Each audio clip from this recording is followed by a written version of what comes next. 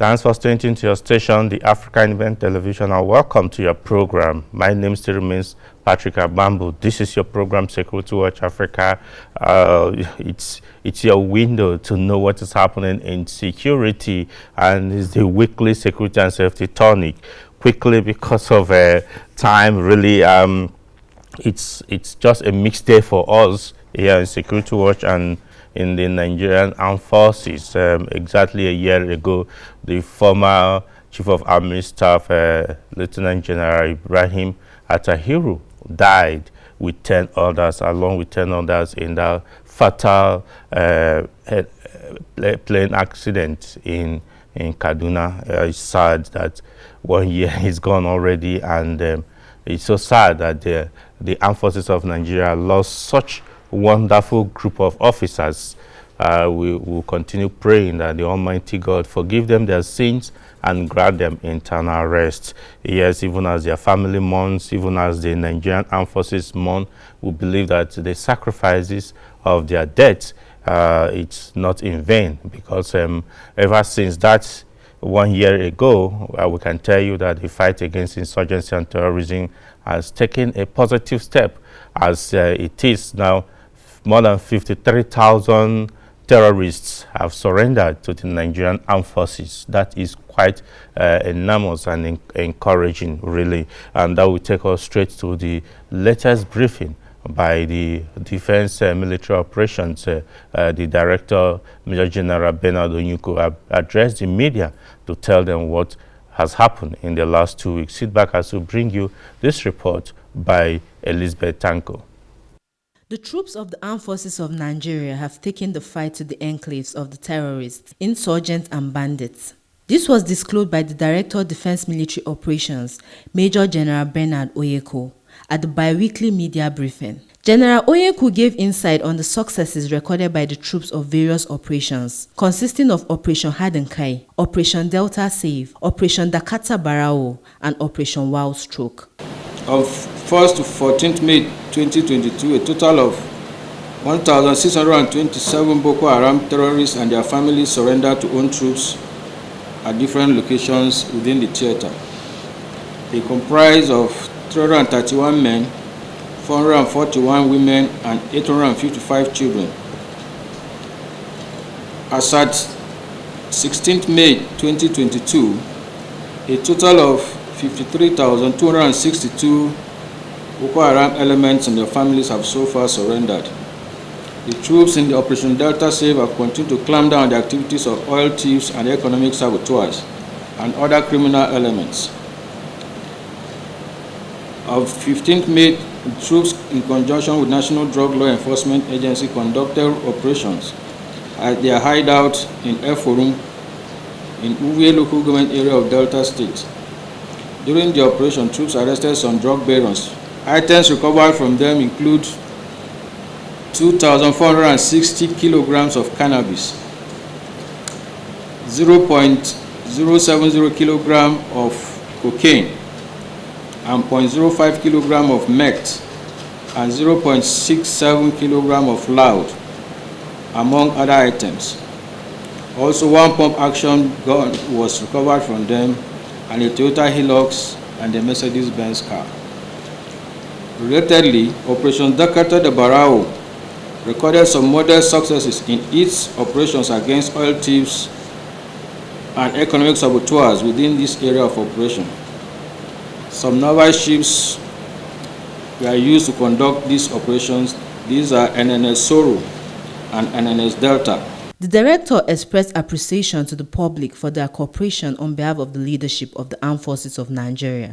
I wish to communicate the Military High Command appreciation to the general populace in the country and their continued cooperation with the Armed Forces of Nigeria, Nigerian Police, and other security agencies in their fight against all forms of criminalities in the country. I wish to inform you that the Armed Forces of Nigeria is determined to bring peace back to our dear country. It also salutes the courage and sacrifices by its troops in the field. And to you, the media community, we thank you for keeping faith with the Armed Forces of Nigeria, and thank you for your usual cooperations. ELISABETH TANKO, reporting for Security Watch Africa, Abuja. Welcome back. One particular office in the armed forces, particularly the Nigerian Army, that helps to instill discipline and regimentation is the office of the Regimental Sergeant Major, the RSMs. These are the people that ensure, that bridge the gap between the officers and the soldier cadre, and these are the ones that ensure that discipline is instilled and training is properly carried out. Security Watch Africa decided to find out how important is their role and how have they contributed to ensuring that the victory the armed forces of Nigeria is recording and the Nigerian Army already recorded, how will it be sustained, going by the motivation provided to them by the current Chief of Army Staff. Sit back as we bring you this report by SHULLY Daniels. The military all over the world is a regimented and discipline-based organization. Army of different countries set up measures to instill discipline and orderliness in their formations. In Nigeria, the Office of the Regimental Sergeant Majors, RSMs, is saddled with the implementation of discipline and regimental lifestyle, both at barracks, divisions, formations, and units. The important role played by the RSMs is a key factor for victory in most Nigerian Army operations. Recently, the Chief of Army Staff, Lieutenant General Farouk Yahaya, as part of his vision for an effective and efficient Nigerian Army, has prioritized the welfare of RSMs across all Nigerian Army theaters of operations, divisions, and formations by presenting brand new official Hilux vehicles and official quarters. It's my pleasure and honor to present the key of this vehicle to RSM, Nigerian Army Armor Corps. Congratulations.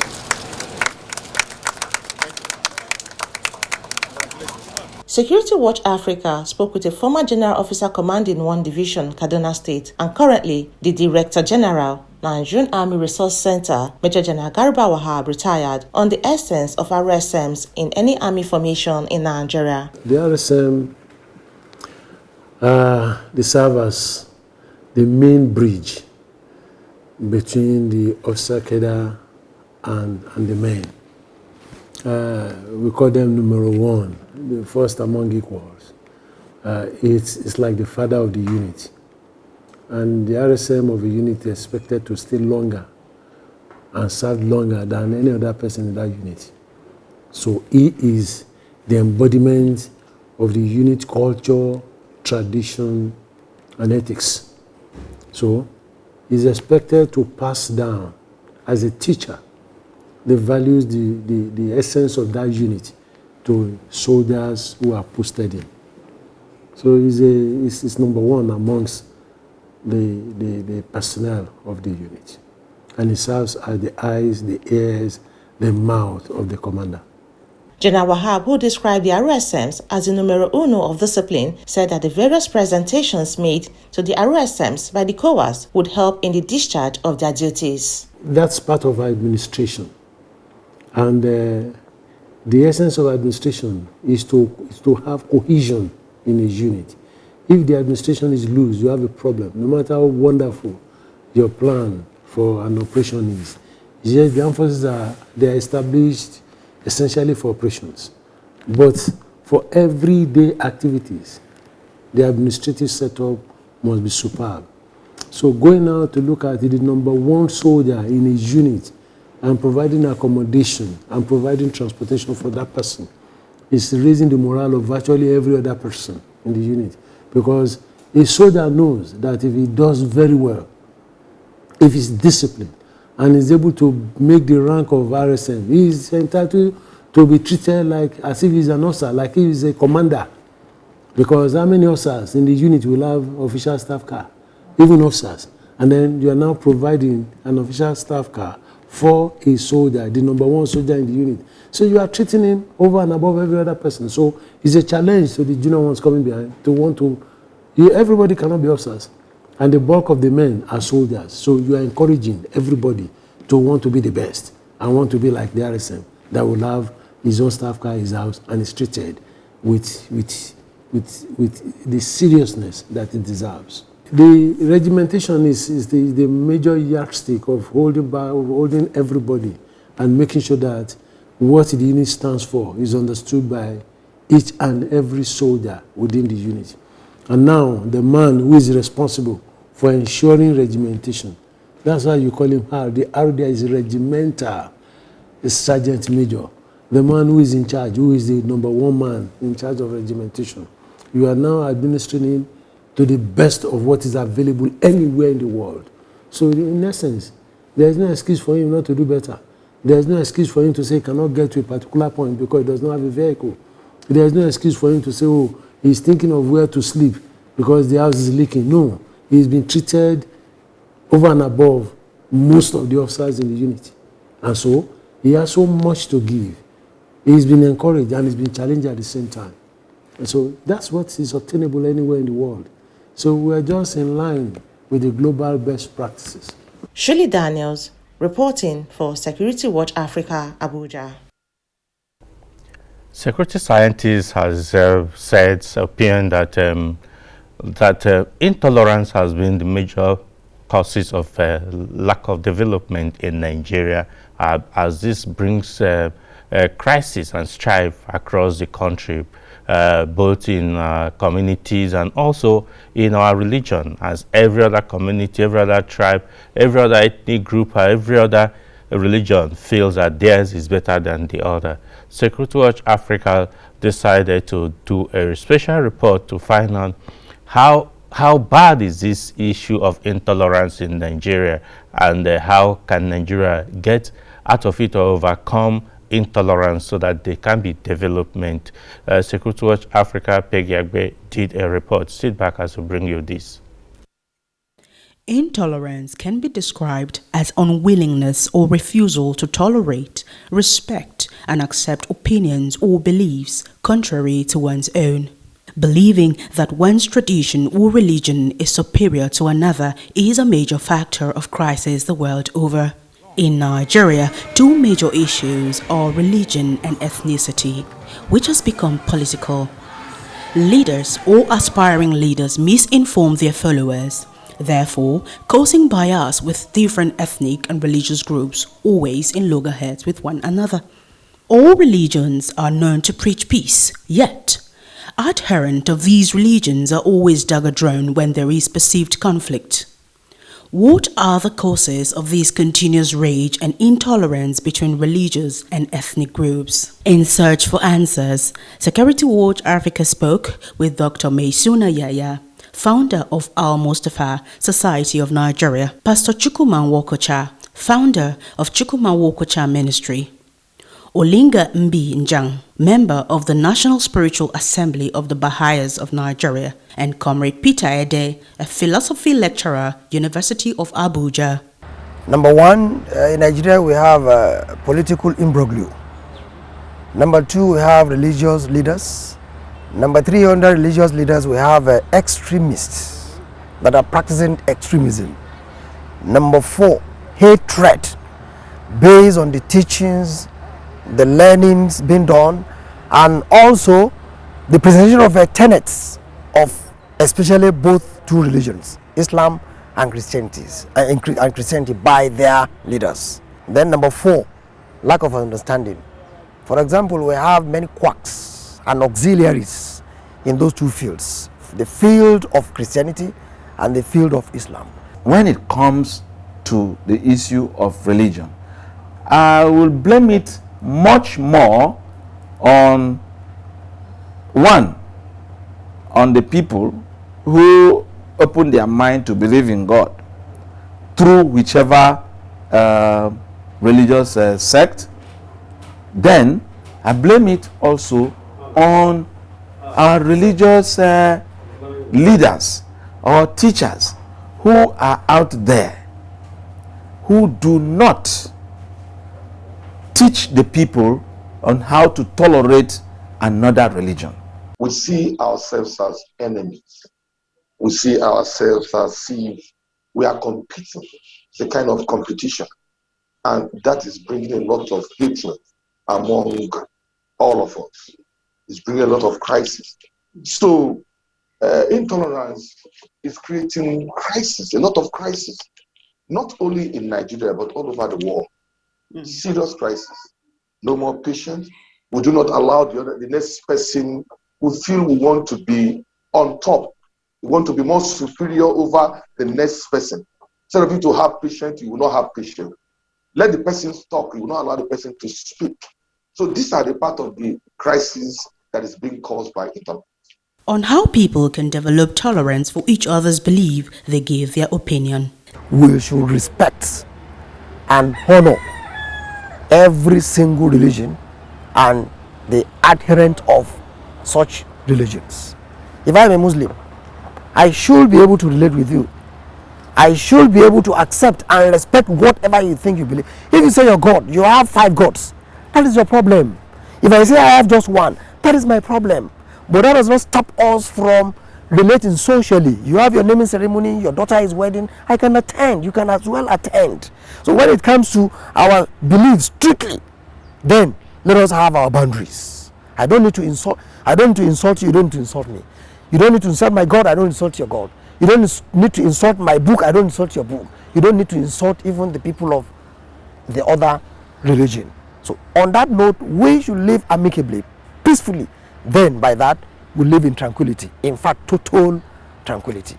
For anyone to be tolerable, he needs to be a virtuous person to be able to tolerate.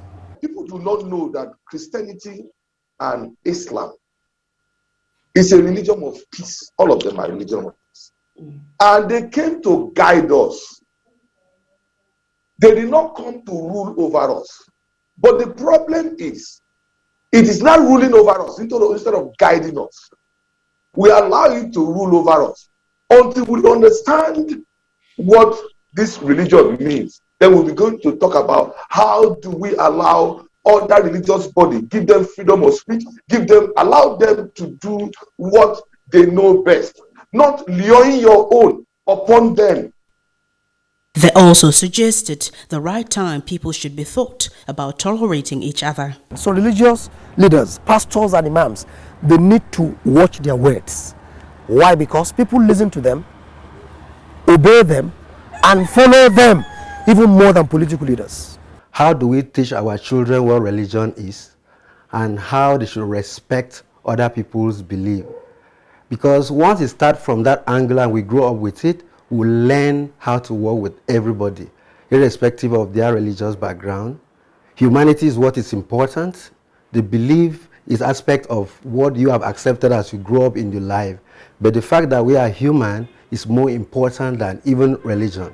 So once we see ourselves as human beings and then we don't allow religion to come in between, we can build a better society. It's a parental thing. Your mother teaches you how to respect each other. From the siblings, starts from siblings first. The siblings, when you start from siblings, it will lead to other people. But when you don't tolerate your brother, you don't tolerate your sister, you cannot say sorry if you have done something. If your parents do not teach you that, then when you go out, you do not see anybody as someone you should tolerate. By that time, you don't have patience. It should start from the home. The foundation should be from the home. Then from the home to the school. That is how it should start. Finally, on the way forward for Nigerians in tolerating religious and ethnic differences, they said, So we should stop campaigning, whether directly or indirectly, in the mosque. We should stop campaigning, whether directly or indirectly, in the churches. Let's leave it outside. Well, if you have a naming ceremony, you can do that. That is not a mosque, but within the 4 walls. Because this is where people concentrate, tend to listen, tend to obey, and tend to follow whatever you say. Religion has a way to play in even unifying the ethnics in our country. So for us, religion stands as a very key center in uniting the people and helping all the people to work together. Because there is no religion that is better than the other, but they come according to the need of a certain time. The spiritual truth of every religion remains the same, but the social teachings differs according to the need of which that religion comes to the world. So there's so much we can do together. But for us Baha'is, we don't believe in too much of saying, but we like working with people and to see how we can build a very vibrant community, irrespective of our religious background or ethnicity. If there's love among us, all these things are very easy. Because there's no love, we look at each and every religion and where we come from as a crisis. And that is why it's causing problems. I should be able to love somebody that comes from the East and their culture, what they do. I should love it. I should learn from it. I should be able to love someone that comes from the North, their traditional way of doing things. I should love it. I should not discriminate one another. I should not put problem into or create problem or begin to cite issues or problem in another person's culture or way of life. So if we begin to have this kind of thing, we'll be able to resolve it. It's very easy. Because when there is love, all these things will not have problem. You will love other people's culture. With all these views shared, tolerance is not negotiable. It should be an acceptable culture by humans no matter the color, race, tribe, or religion. For we are all created in God's love and designs. Respect everyone and what they stand for or believe in. Humanity should be the goal, not war and division. Peggy AGBEH, Security Watch Africa. Welcome back. This is your program Security Watch Africa, where we give you information that relates to your security and how to protect yourself much better. Yes, let's quickly go to the laudable achievement recorded by personnel of the Nigeria Police Force. In the last 2 weeks, so many criminals have been taken off our streets, and they were paraded during the week by the Force Public Relations Officers. Sit back as we bring you this report put together again by Peggy AGBEH.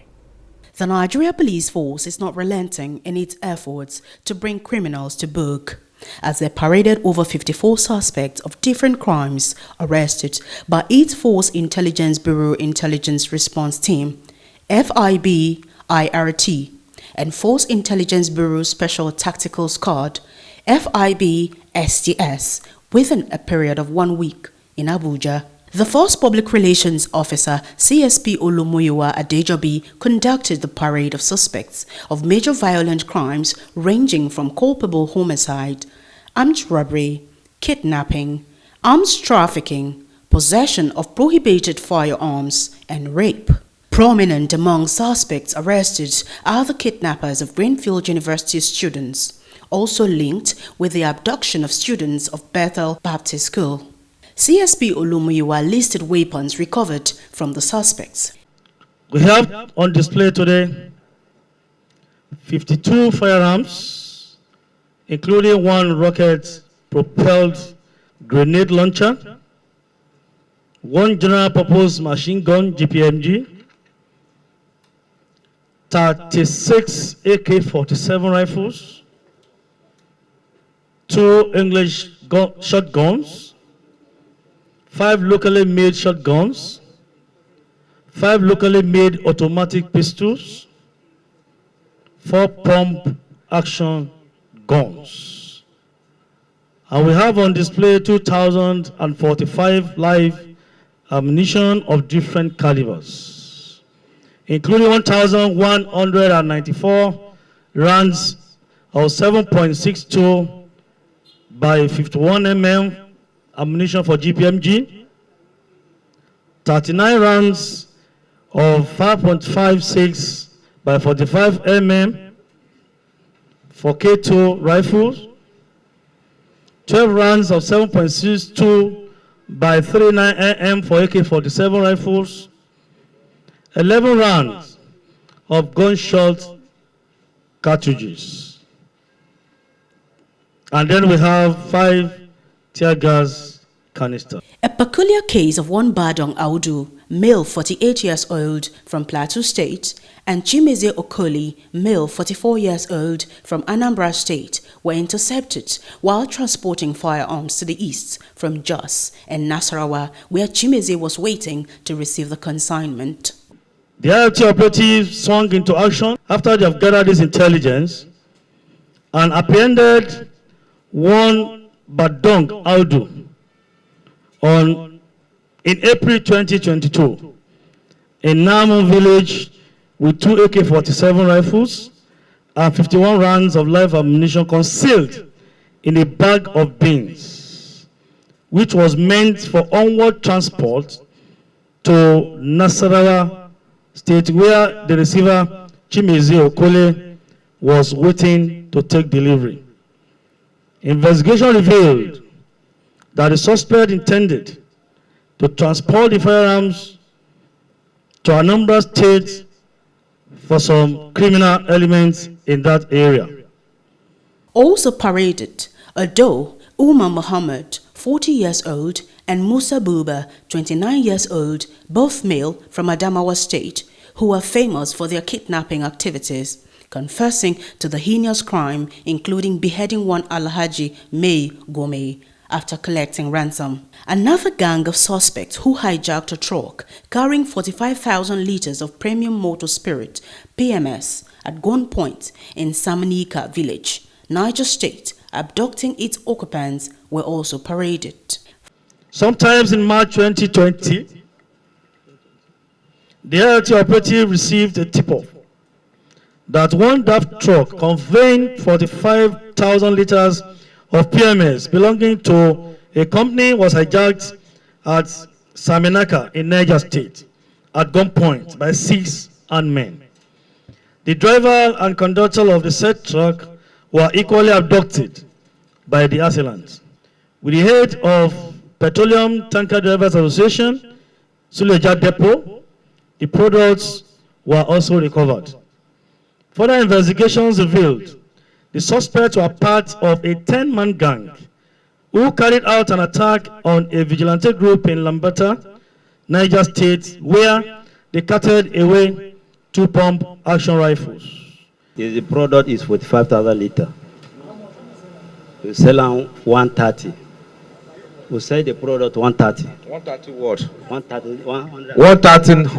130 naira per liter. Finally, the force PRO, Olumuyiwa, assured Nigerians that the Nigeria police force would do all it can to retrieve arms from perpetrators and reduce the level of criminal activities in the country. You can see the recoveries we've made, and I can assure you very soon again, by next week, we're going to have another set of display of recovered arms. We are doing all this to make sure that within our capability as a responsible security institution to mop up some of our arms that are in wrong hands. This, we believe, will help us to reduce to the barest level of criminal activities in this country. PEGGY AGBEH, Security Watch Africa, Abuja. Thank you for watching, for joining us this week. We must leave for other programs to continue. If you've enjoyed watching it this week, join us again next week and follow us on our social media platforms so that we can communicate. Until we come your way again next week, I say bye for now and remain blessed.